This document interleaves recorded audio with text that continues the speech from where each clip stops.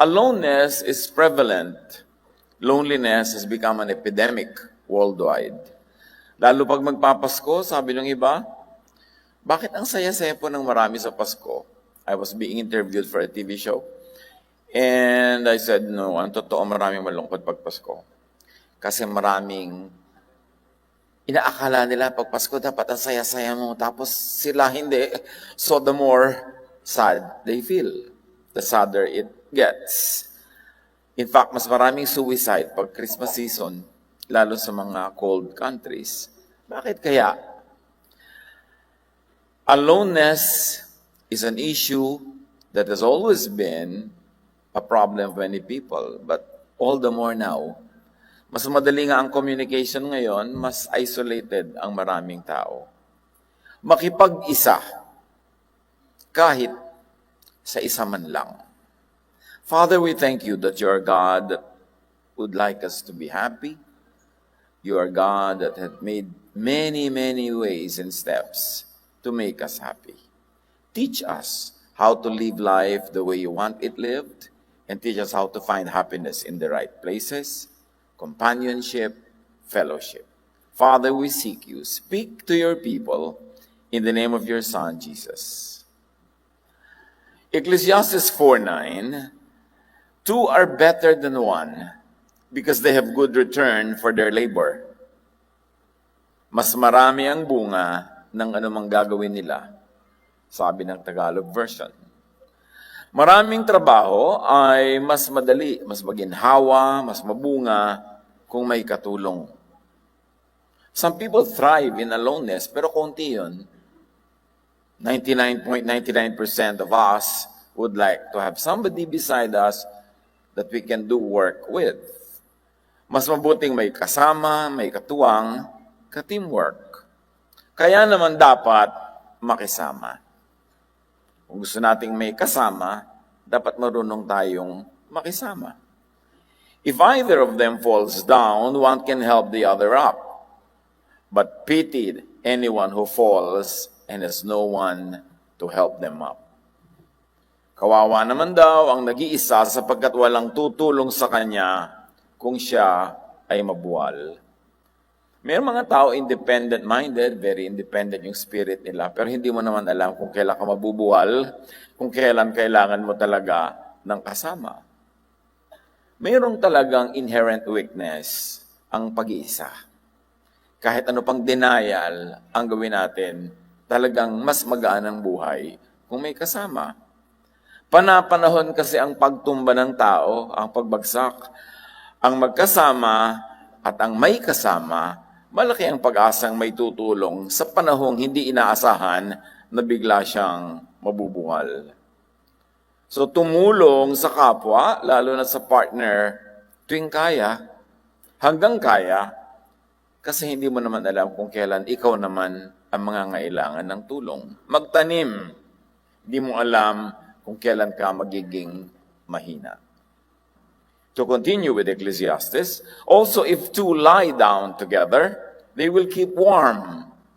But how can one keep warm alone? Ngunit, saan siya kukuha ng init kung nag-iisa siya? Of course, the better to appreciate this in the context of cold countries, of cold places, na ang pagtatabi para mag-init ay hindi lang conjugal. It could be like the army, ang Russian army, pag natutulog sila, tabi-tabi, dikit-dikit, because they derive heat from each other's bodies. Kahit sa liquid, yung tinatawag na osmosis, liquid moves from a place of higher concentration to a place of lower concentration. And in thermodynamics, or the movement of heat, alam natin yan, that there's such a thing as conduction sa metal, na yung init, lumalakad yan sa metal, papunta from hotter place to a cooler spot. There's such a thing as convection, like if there's air, the air will regulate the temperature. Kaya kung mayroong mainit sa isang lugar, kakalat yon sa buong kwarto. Kung meron kang stove, sa oven, meron kang fireplace, sa isang lugar, kakalat yung init sa buong kwarto, lilipat yon sa malamig na lugar. And if there's just vacant space, a vacuum, there will be radiation. Heat will move. So, ganun talaga ang law of nature. Binabalanse ang lahat. And that's how it is when people have partners in life. And I don't only mean romantic partners. Partners at work, partners in your conviction, in your vocation, partners in your mission in life. Partners can balance each other. So give balance to someone. Ganon-ganon din yung marami kang pera, merong may konti lang ang pera, binibigyan mo, tinutulungan mo para magkaroon ng balance. Hindi mo naman alam kung kailan darating yung panahon na ikaw naman ang tutulungan. And very importantly, to be happy in life, you must learn how to receive balance from someone else. Wala namang taong talagang truly independent. Sabi nga nila, no person is an island. Panapanahon lang kung kailan ikaw ang tumutulong at ikaw ang tinutulungan. So, have someone to give to. Have someone to receive from. Have someone to thermodynamics with. Para maraming chances that the imbalances at the moment would be corrected. Patuloy ng Ecclesiastes, the one may be overpowered, two can defend themselves. A cord of 3 strands is not quickly broken. Kung ang nag-iisa ay maaaring magtagumpay laban sa isa, lalo na ang dalawa. Ang lubid na may 3 pilipit na hibla ay hindi agad nalalagot. Kaya yung sinulid, madaling lagutin, pero pag itinirintas mo yan, hindi na madaling lagutin. Kaya matibay ang lubid. Kaya matibay anything that is braided because all the energies of single strands become one big force when braided together. Nakakapagpalakas talaga ang kasama. Kaya magbigay lakas ka sa iba. Habang ikaw yung malakas, magbigay ka na magbigay. Kasi magte-thermodynamics din yan, mag-osmosis din yan. Pag ikaw yung weak, merong magbibigay sa'yo ng lakas. Nature will find you. If you're an agent of balance, nature will find an agent of balance for you and for your sake when your need arises. Tumanggap ng lakas mula sa iba. Kaya ganun din sa church, sa fellowship. Sabi, ang Espiritu daw ang nagbibigay ng mga kanya-kanyang mga katangian at kalakasan sa atin para pag tayo'y magkakasama, na ibibigay ko sa inyo ang aking lakas, na ibibigay niyo sa akin ang inyong lakas, na ibibigay ng isa't isa ang lakas niya sa isa't isa. That's why the fellowship is complete. Mahalaga talaga yung ganong klaseng relasyon. Nagpapalakasan sa isa't isa. So may kasama o wala, ang tunay na pamasko ay si Jesus bilang kasama. Ano ba talaga ang diwa ng Pasko? Ano ba talaga yung gift ng Pasko? Ano bang ibibigay kong gift para maging makatuturan? Nakakalimutan natin yung the gift of companionship. The gift of presence. Parang ang gift na lang lagi yung nababalot at naireregalo na bibili sa tindahan. Pero ang tunay na binigay ng Diyos sa atin ay kasama. John 1:14, the Word, meaning Jesus, became flesh and made His dwelling among us. Nagkaroon tayo ng kasama. Kasama from heaven. Kasama from God, anak ng Diyos. Matthew 28:20, you can be sure that I will be with you always, sabi ni Jesus. So sa John 1:14, dumating, nung aalis na sa Matthew 28:20, sabi niya, ang totoo, lagi ko kayong sasamahan. I'm going to send the Holy Spirit to be with you forever. Every day. Kami ganun, until the end of this age. Hindi yun end of the world, end of this age, end of time. Hindi ibig sabihin end of all time, kundi end of a time cycle. Marami nagtatanong, bakit po sabi yung Mayan calendar, mag-e-end na ang world? Bakit hindi nag-end? Tapos na yung calendar. People forget that the time concept of the ancients is not all of time, but a cycle of time. Isang season. So pag sinabing end of time, nag-end na yung isang season. Hindi ibig sabihin, nag-end ang planet. At sabi ni Jesus, until the end of time, or this kind of setup, this kind of arrangement, until this ends, I'm going to be with you. Then welcome you into another cycle of time when I will be with you in all kinds of levels. and in all kinds of dimensions. At sabi niya, I will always be with you until the close of the age. And this is what we need to understand. This is what we need to internalize so we will never feel alone. That Jesus promised to be with us all the time. Kaya mga iba very enlightened, pag dumating, nag-iisa lang po kayo, hindi, kasama ko si Lord.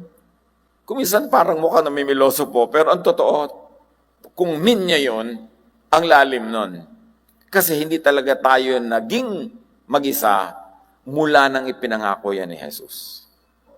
Mula nung tayo'y tumanggap kay Jesus, at sumama tayo sa pamilya, the family of God, because we have become children of God through faith in Jesus, from that time until the next period, the next cycle of time, whatever that will mean, or eternity, if it means eternity, until that time comes, we are never really, truly alone. Isang malaking pandaraya para tayo mapapaniwala na tayo'y napag-iisa. Kasi ang tunay na pamasko, si Jesus bilang kaibigan, kahit ng hindi mga deserving. Remember the time when Jesus was sent, sabi sa Bible, in the fullness of time, God sent His Son. Kasi nung time na yon, sobrang mamayagpag ang relihiyon, at ang relihiyon, ang ipinamumukha sa tao, masama ka, hindi ka bagay sa Diyos, galit sa iyo ang Diyos, walang naghihintay sa iyo kundi kaparusahan, walang naghihintay sa iyo kundi impyerno, kaya lagi kang guilty, lagi kang malungkot, lagi kang namamanipulate ang religion. Doon ipinadala si Jesus at sabi, from now on, you will never be alone because I have been sent by the Father to be with you forever. At ipinadala siya para sa lahat, but very specifically and specially and emphatically dun sa mga feeling hindi deserving. Kaya siya ipinadala hindi sa mga pare, hindi sa mga religyoso, hindi sa mga religious leaders, kundi sa mga tinatawag na makasalanan, sa mga latak ng lipunan, sa mga puwera, sa mga outsider. Kasi yun naman talaga ang natotorture ng idea na ayaw sa kanila ng Diyos, therefore wala silang kasama. So inilinaw silang dahilan kung ba't ipinadala si Jesus. Matthew 11:19, people say, look at Him. He is a friend of tax collectors and other sinners.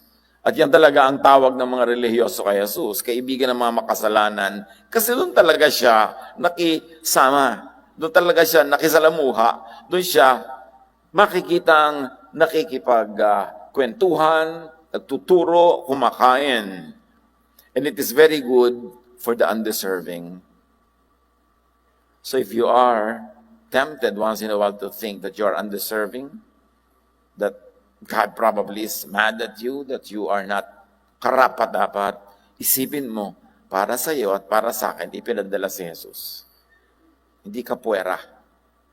John 15:15, I no longer call you servants, now I call you friends. So bagay si Jesus sa mga tax collectors and sinners, at bagay din sa mga servants. Ibig sabihin yung mga hindi royal, yung mga hindi dignified at birth, yung mga hindi kinikilala, hindi sinasanto, hindi niyuyukuan, dun bagay si Jesus. Kaya sabi, kayo mga servants, I call you friends. If at times you feel that way, that you're in a social situation that is less than others, bagay na bagay si Jesus. Ikaw talaga ang sadya niya. Ang tunay na pamasko, si Jesus bilang kakampi. Kasi nung sinilang siya, and all throughout time anyway, people feel na kalaban nila ang Diyos. Nagalit sa kanila ang Diyos. At marami silang kalaban. Ang tao maraming kalaban. Una, kalaban mo ang masasama. Pagkatapos, religion has become so unreachable na kalaban mo rin ang mga relihiyoso. Kasi lagi kang inuusig, lagi kang inuhusgahan, lagi kang ipinupwera. So magkabilang panig kalaban mo. Then comes Jesus. Sabi niya, I call you friends. I have come that you might have life and have it abundantly. At hindi mo kalaban ng Diyos through Jesus. Romans 8:31, if God is for us, as proven by Jesus, no one can stand against us. And God is with us. Sabi ng easy to read version. Sabi niya, kung kakampi mo ang Diyos, sinong makakalaban sa iyo? At itong dinidiin ko, sabi niya, kakampi mo ang Diyos. Hindi dumating si Jesus para kausigin, kundi para kailigtas sa mga nang-uusig sa iyo, pati na sa sarili mong budhi that was already conditioned na pababain ng iyong sarili dahil ganyan ang ipinamukha sa iyo ng legalistic religion. Hindi siya nangkukonsinti ng mali, pero ipinakita ni Jesus na maraming mali na tinatawag ng religion na mali ay hindi naman talaga mali. Sabi lang nila yon, so huwag kang mag-guilty. Pagka yun ang issue.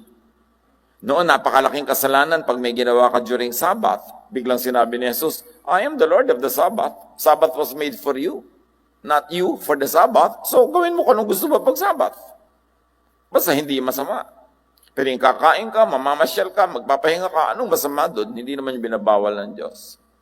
Yung nakakain ka ng isang bagay na ipinagbabawal ng Jewish dietary law, guilty ka na. Sabi niya, it's not important what gets into your mouth, but the words that you say that go out of your mouth, that's what's important. In other words, pinalaya ni Jesus sa mga tao sa hindi naman kailangang ika-guilty, pero isiniksik sa utak mo ng religion na dapat ka mag-guilty. Kaya kakampi mo ang Diyos sa pagtatanggal ng guilt at dun sa mga totoong kasalanan ay sa pagpapatawad naman nun. So, wala kang pupuntahan na hindi ka naaabot ng pag-ibig ng Diyos through Jesus. Psalm 34:18, the Lord is close to the brokenhearted and saves those who are crushed in spirit. Kaya ayoko po mag-church kasi sobra akong brokenhearted. Parang ang layo-layo ko kay Lord. Parang ang layo niya sa akin. O bagay na bagay sa iyo, church. Kasi si Jesus talaga para sa brokenhearted. Kung merong dalawa siyang kakausapin, yung isa sobrang saya, yung isa sobrang lungkot, kakausapin niya yung malungkot. Although hindi rin naman niya tatanggihan yung masaya kung lalapit sa kanya. Pero talaga ang hinahanap ni Jesus, sabi niya, I have come to seek and save the lost. And lost doesn't only mean sinful, legally speaking, by the standards of the temple. Yung lost na itinapon ng lipunan, itinakwil ng pamilya, yung litong-lito na siya kung worthy pa ba siya bilang tao dahil marami siyang kabiguan, yun yung mga lost na yun na hinahanap ni Jesus. The Lord is close to the brokenhearted. Dapat lang kasing ma-internalize ng brokenhearted na the more broken the person is, the more available Jesus is. Hindi lang kasi laging siya ang hinahanap natin Pag broken-hearted tayo, kung sino-sino ang hinahanap, kung kani-kani tayo nagpupunta, kaya hindi natin nararamdaman. Sasabihin, para po ang layo ng Diyos, kahit kailan di lumayo sa yung Diyos, guni-guni mo lang yan. Baka yung loob mo malayo.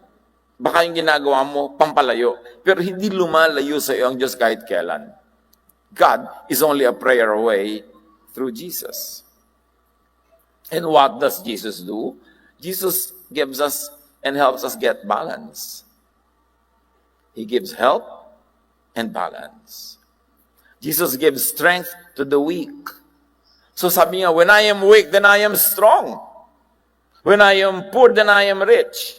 When I am sick, then I am healthy because Jesus will balance me. Kailangan lang ibigay mo yung sarili mo, ilagay mo sa position where the power of God can be at work in you. God gives wholeness to the brokenhearted.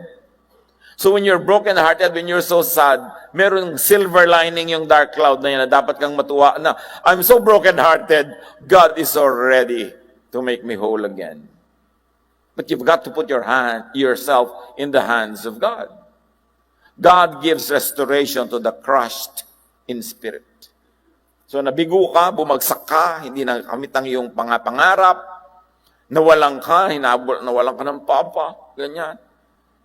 Punta ka kay Papa Jesus. Kasi kung sino-sino mga papa ang hinahanap, although hindi naman masama yun, pero nakakalimutan yung talagang Father in heaven, our God, represented by the Lord Jesus. Kaya tuloy pag iniwan ka ng ganitong tao, hindi ka pumasa sa exam, bumagsak ka sa ganun, para ka nang dinagana ng mundo. Kasi nawawala si Jesus sa equation, akala mo nag-iisa ka.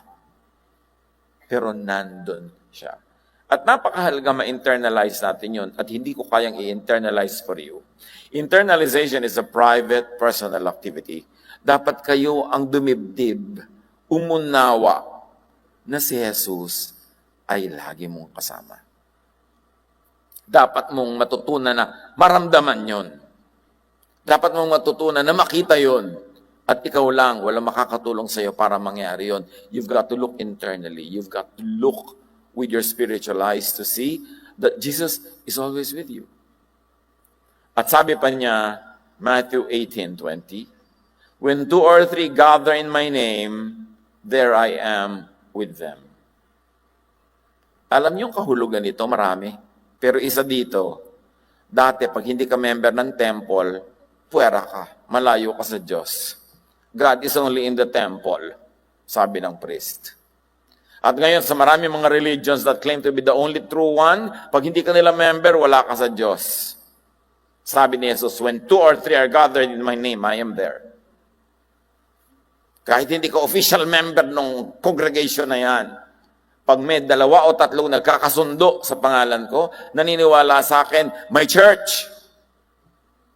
You know how Jesus democratized religion?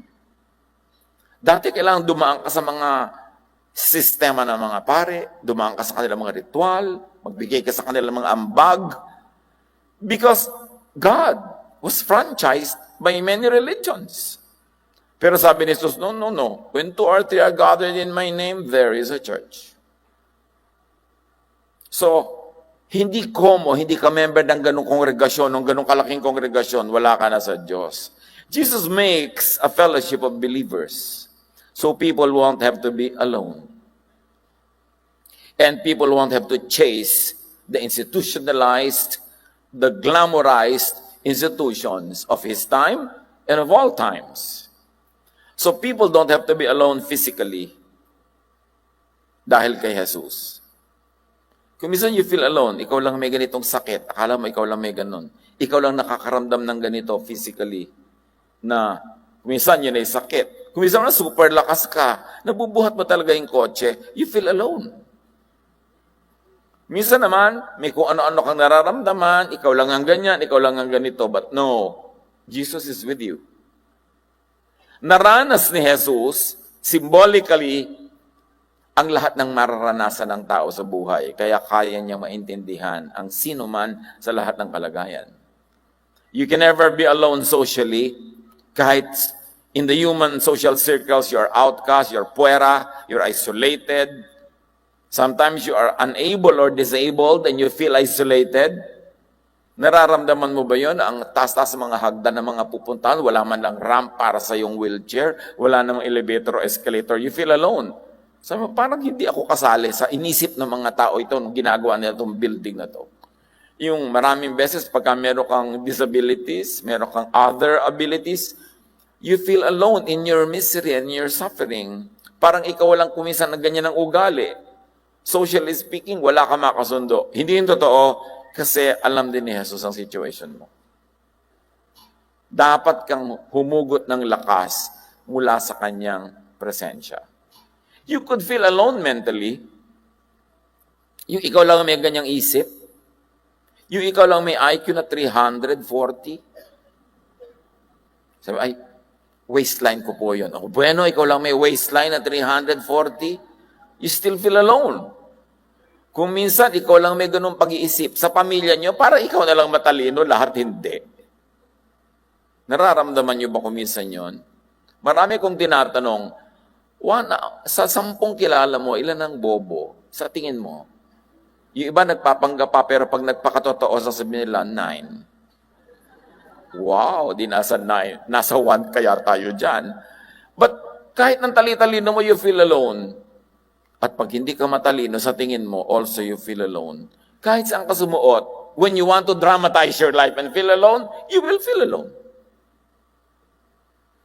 So, merong ganyan. Ikaw lang nag-iisip ng ganon. Ikaw lang ba nakakakita ng ganon? Ba't sila hindi nila makita? And you could also be alone spiritually. Yung ikaw lang may ganong kamulatan. Ikaw lang ba nakakakilala kay Jesus sa ganitong angle? Ikaw lang ba nakakakita ng ganitong verse sa ganong application? Sometimes you could feel alone spiritually. And many times you could feel alone emotionally. Yung ikaw lang may ganyang nadarama. Parang wala kang kasama, wala kang karamay, Pero akala mo lang yan. Because you are never alone. Jesus said that, I'm not going to leave you. I will not forsake you. May katulad ka, may kauri ka, nakapwa-tao, hindi pala kayo nagmi-meet. At kung hindi man kapwa-tao, may katulad ka at kauri ka, na na-meet mo na, si Jesus. Kailangan lang makilala mo siya. Aloneness, talk about being alone. Can you imagine Jesus being born under very questionable circumstances when Mary got pregnant, even before really formally getting married? At siyempre, marunong magkwenta yung mga kapitbahay. Tapos pinanganak siya nang wala pa sa 9 na buwan. Feel that way. Meron ba dito gano'n ang feeling na parang ang pagkakapanganak sa inyo ay parang tinatanong mga kapitbahay, sino kaya ang ama ng bata? Yung mga gano'n. Si Jesus may gano'n. Yung sobra siyang may communication sa Father, tapos yung iba wala, nag-iisa rin siya doon. Kaya madalas nagdadasal siya mag-isa. Ipinako siya sa krus, mag-isa. Alam ni Jesus kung paano mag-isa. Kahit nga sarili niyang pamilya, hindi naniwala sa kanya agad. Mga nanay niya, mga kapatid niya, kokolektahin siya para ipigilan sa kanyang ministry dahil hindi sila naniniwala. Mga disciples niya, iniwan siya lahat nung siya ay dinadakip. Talk about aloneness. Hindi kayo nag-iisa kasi nauna na dyan si Jesus. Hebrews 4:15, Jesus our high priest is able to understand our weaknesses. Kasi masama ang depiction ng religion kuminsan, pati kay Jesus parang laging galit. Laging handang magparusa. Samantalang lagi siyang handang umunawa, magpatawad, maglinis at magbigay ng kapatawaran, magbigay ng pagpapalakas. Dapat lang natin talaga siyang kilalanin as the Gospels present Him. When Jesus lived on earth, He was tempted in every way, sabi ng Hebrews. He was tempted in the same ways we are tempted, but He never sinned. In other words, napagtagumpayan niya. Hindi siya bumigay. Pero alam niyang dumanas ng lahat ng uri ng temptation. Hindi lang temptation to do wrong, but temptation to feel bad about oneself, temptation na magdrama, temptation to think lowly of oneself. Isaiah 53:4-7, the fact is, it was our suffering He took on Himself. He bore our pain. He was crushed because of our guilt. This was the prophecy of the ancients about their Messiah, and this Messiah was connected by Matthew to Jesus. He said, si Jesus ang tinutukoy dyan. Nagkaroon ng thermodynamics. Yung mga kasalanan natin, siya nagbayad. Yung mga sakit natin, siya ang nagdala. So yung kanyang kalakasan, pupunta sa atin. Yung kanyang kabanalan, pupunta sa atin. He took the punishment we deserved, and this brought us peace. We are healed because of His pain. That's why I was belaboring to explain the transfer of heat, the transfer of liquid, because that's what happened in the cross. Na lahat ng ating hirap ay dinala niya. Lahat ng ating pag-iisa ay dinala niya. Lahat ng ating mga dinaramdam, pagkukulang, karumihan, lahat ng parusang dapat mapunta sa atin ay inako niya, kaya wala ka ng karapatan magdrama.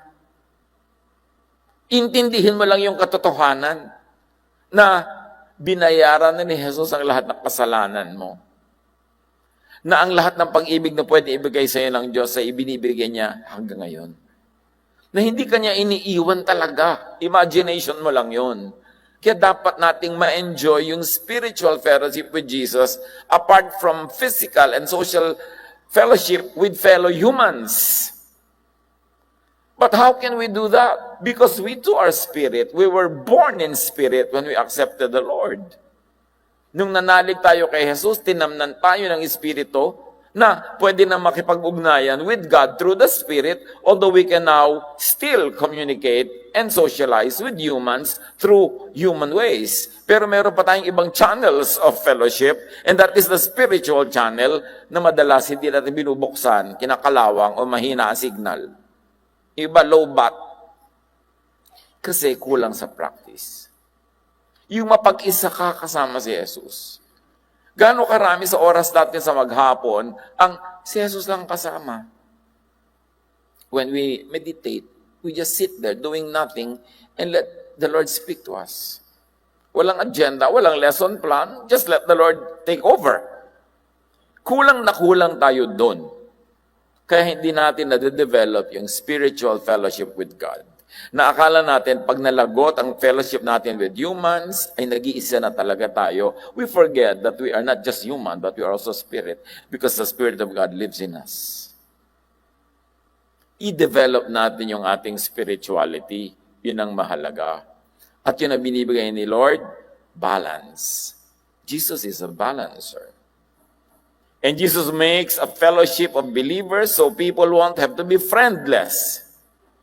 Nag-iisa kang ganito ang ugali. Nag-iisa kang ganun ang kasalanan. Nag-iisa kang ganito ang kahinaan. Nag-iisa kang ganun ang kalakasan. But when you join the church, and really join the church, not just attend programs, hindi ka lang nakikihalubilo, kundi kayo nakikisangkot, nakikiisa sa mga kapatiran, malalaman mo, marami palang tulad mo. Are you one of us? Yung nakalagay sa damit mo na gano'n. Diba? Men in black rin ba?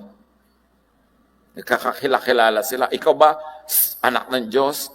Marami kang makikilalang, pala, hindi pala ako nag-iisa. But people feel isolated, though they have church activities, because they don't really get immersed in the family life of the church. Kaya mahalaga yung sambahay natin, yung pamilya, kayo-kayo, tatanda kayo magkakasama, alam niyo mga pinagdaanan ng anak niya, yung anak mo, alam niya, nangyayari sa inyo ang lahat ng nangyayari sa buhay ng mga normal na tao, humihina, lumalakas, kakapera, naghihirap, magkakasama kayo. And then you will know that God accompanies you, not directly in spirit, but through other believers that are inhabited by the Spirit of God. Na ang pakikipagniig sa iyo ng Diyos ay hindi diretsahan lagi kasi sa eternity pa yon. Doon sa end of time na ito na pag nagbigin yung new time, doon yun mangyayari. Pero ngayon, nakikipagniig pa rin sa iyo ang Diyos through the brothers and the sisters. Tinutulungan ka ng Diyos sa pamamagitan ng tulong ng mga kapatid. At ikaw naman ay inilalagay ng Diyos sa work. God puts you at work by making you help the other brothers and sisters. So, nagkakaroon ka ng mga kaibigan. Kapalagayang loob.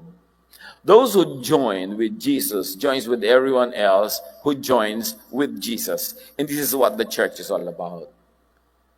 Lahat ng nakikipagkapatid kay Jesus na nagiging anak ng Ama sa Langit, kapatid nyo rin ang ibang kapatid ni Jesus. Therefore, ang buong kapatiran na pare-parehong naniniwala kay Jesus ay magkakapatid. Dapat ganun ang trato mo. Dapat ganun ang samahan in the sambahay. Yung mga maliliit na mga fellowships para meron talagang pagtitinginan. It is in the family of God where people find other people who, like them, had been isolated and alone. Physically, may sakit kuminsan o super lakas, may ganito at may ganyan, iba-ibang dahilan. Be part of the family of God through Jesus. Don't just attend programs. Napagkamalan kasi ng iba yung 1 hour or 2 hour attendance in a church gathering, yun na yun, church. Part ng church yun, pero hindi ng lahat-lahat. Kasi dapat merong time and space where you share lives para yung gifts ng Lord sa iba mapunta sa iyo at yung gifts sa iyo mapunta rin sa iba. John 1:12-14. Yet to all who did receive Him, to those who believed in His name, He gave the right to become what? Children of God. In other words, pag nanalig ka kay Jesus, nagiging anak ka ng Diyos. O ano ngayon ang relasyon mo sa ibang nananalig din? Hindi kapatid mo sila. Kasi pare-pareho kayo anak ng Diyos. Children born not out of natural descent, nor of human decision or a husband's will, but born of God. In other words, hindi biological children nito. These are spiritual children of God. Therefore, ang pagkakapatiran, hindi biological, spiritual. Brotherhood, sisterhood, familyhood. Puwera si Robin Hood. So, importante yan. So, this is the church. And there is a church. There is a spiritual community. And in other areas, where 2 or 3 are gathered in His name, the Lord is there too. Kaya marami tayong mga OFWs sa mga kapatiran na, sabi, ang konti-konti po namin dito sa isang maliit na village sa Norway. Diba? Konting talon ko na lang po, nasa ulap na ako. Pero, gather 2 or 3 para may church. Para mayroong fellowship. At kung talaga nag-iisa ka ng physically, hindi pa rin, kasi kasama mo pa rin si Jesus. Dapat walang feeling of aloneness. Huwag nating always i-associate with human company yung fellowship. Because especially now, you can be together in spirit, though apart physically. And the Word became flesh, sabi ng John, and made His dwelling among us. So si Jesus ay nakahalubilo bilang flesh, at nung siya'y umalis na, sabi niya, I'm going to send the Holy Spirit to you. You will never be alone. So now, kasama pa rin natin ang Diyos sa pamamagitan ng Espiritu. Jesus lives in the fellowship among believers. Gusto mong harapin ang Diyos, huwag ka na magpunta sa malalayong bayan para ka mag-pilgrimage. Huwag ka na pupunta kung saan lugar. Maki-join ka sa fellowship kasi makikita mo ang mukha ng Diyos sa bawat isa. Practice, tingnan nyo nga mga katabi nyo dyan. Diyos ba nakikita? Dapat, di ba? So dapat pinapakita natin sa kapatiran natin yung anyo ng Diyos sa atin kasi may natitira pa rin anyo dyan si Taning. Tingin uli. O, di ba? Pwedeng mangibabaw yun at any moment eh. Kaya meron tayong pananagutan sa isa't isa to represent God. Kung ganun, may natitira pa sa akin dito kamo ng aking old self eh. Siyempre, hindi naman yung tumalsik na ganun bigla-bigla. Pero hanggat maaari, pinaiiral natin yung Espiritu ng Diyos amang ibabaw sa ating buhay, sa ating mga pakikitong sa kapwa. At pag nangyayari yon, hindi nahahanapin ng Diyos kung saan sa malalayong lugar para lang mag-pilgrimage na inuuto ng mga travel agency. Because God lives in you. Jesus lives in the fellowship among believers. The lesson is, be and stay in the fellowship.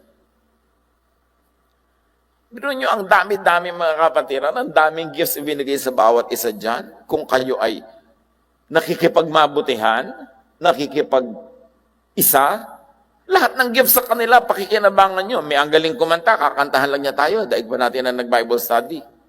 Meron ang galing magturo, pag nagturo yun, para ka dinala sa langit. Meron din nagdadala sa impyerno, ha?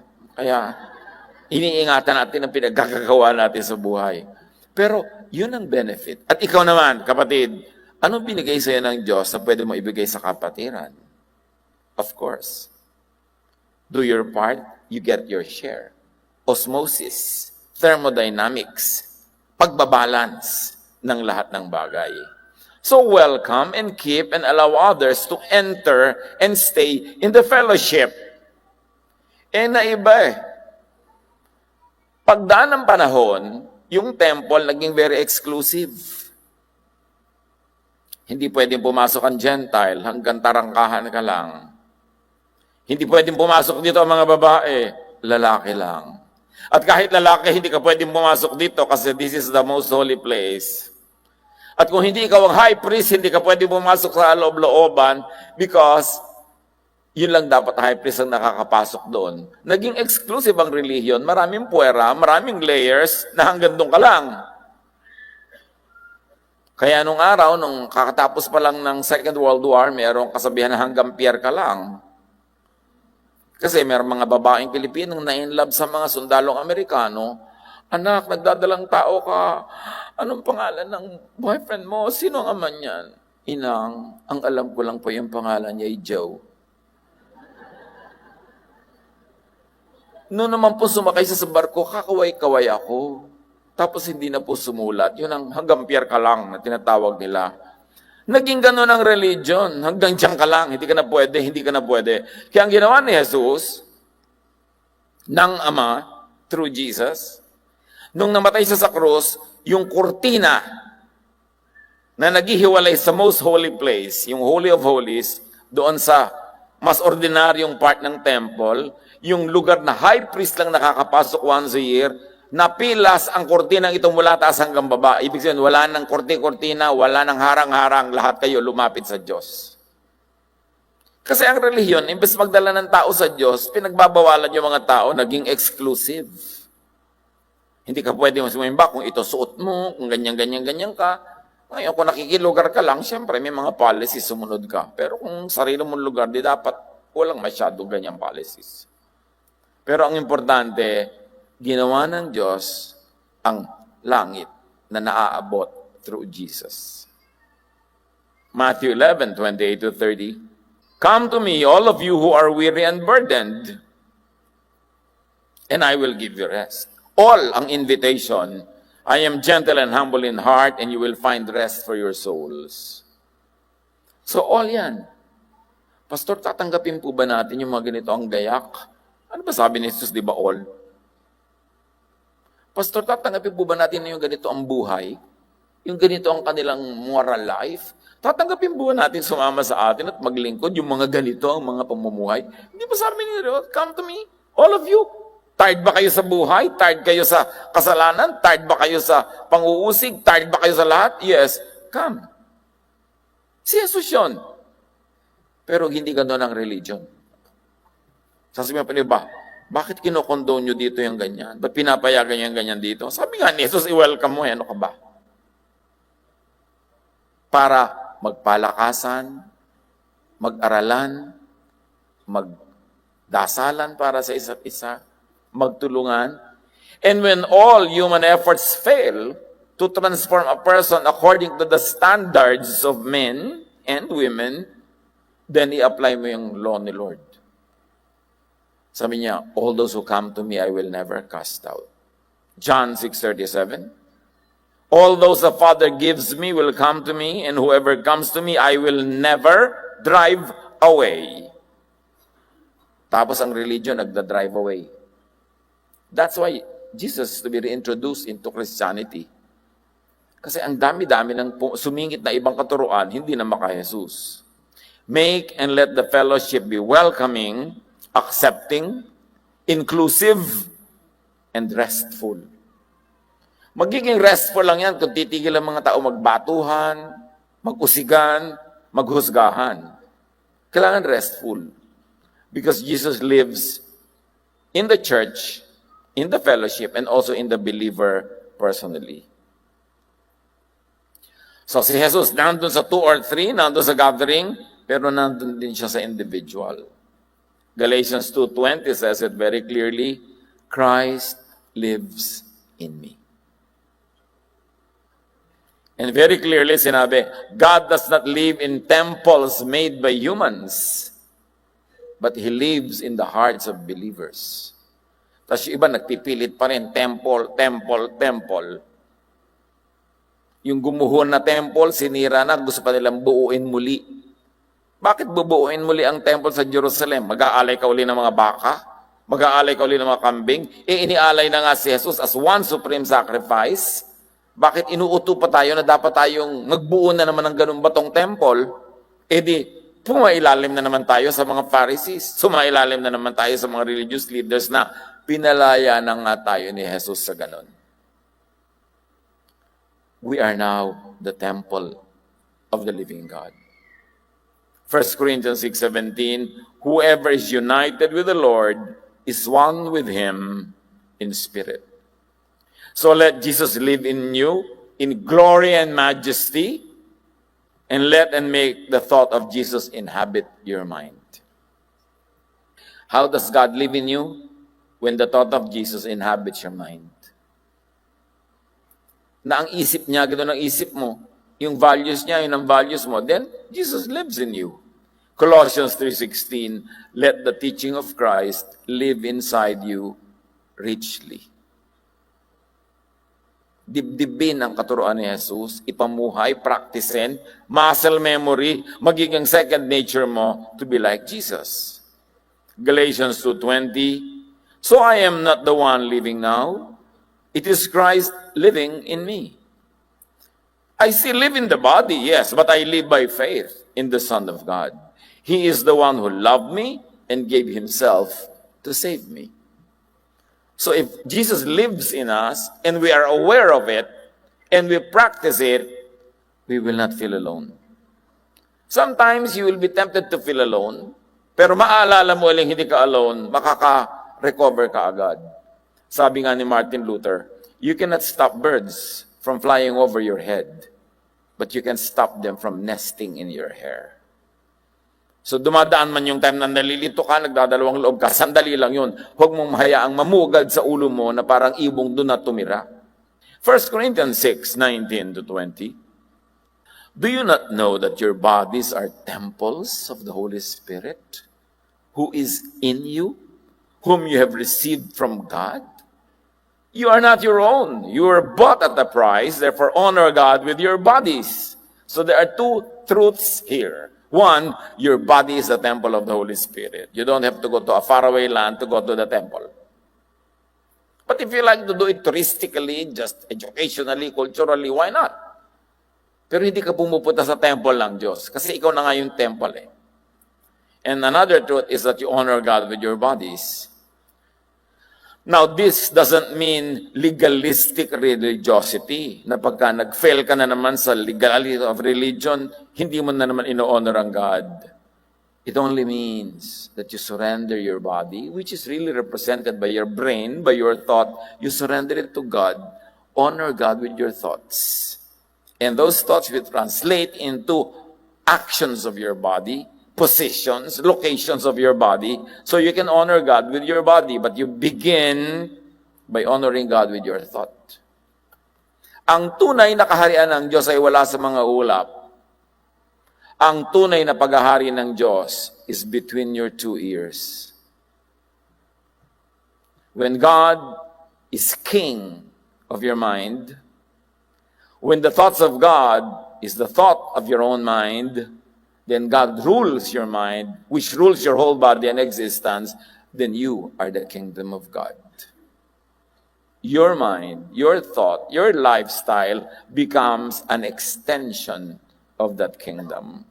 Kaya sabi ni Jesus, hanap yan ang hanap ng kingdom of God. Wala doon, wala dito. Sabi ganon, the kingdom of God is within you. Nasa sa inyo yan. Nasa inyong pag-iisip. Pag pinaghaharian ng Diyos ang inyong isip, nasa kingdom of God kayo, tahimik kayo, payapa kayo. Pero pag ibinigay nyo sa iba ang kontrol ng inyong isip, ibinigay nyo kay Satan, ibinigay nyo sa magugulong mga tao, Satan rules in your mind para ka nasa hell. So mahalaga to be wary of how we think. Sabi ng Panginoon sa Genesis 2:18, it is not good for the man to be alone. I will make the companion he needs, one just right for him. So we want companionship. We like friends. We like partners in business, partners at work. And if you will have a romantic partner, so much the better if it's for you.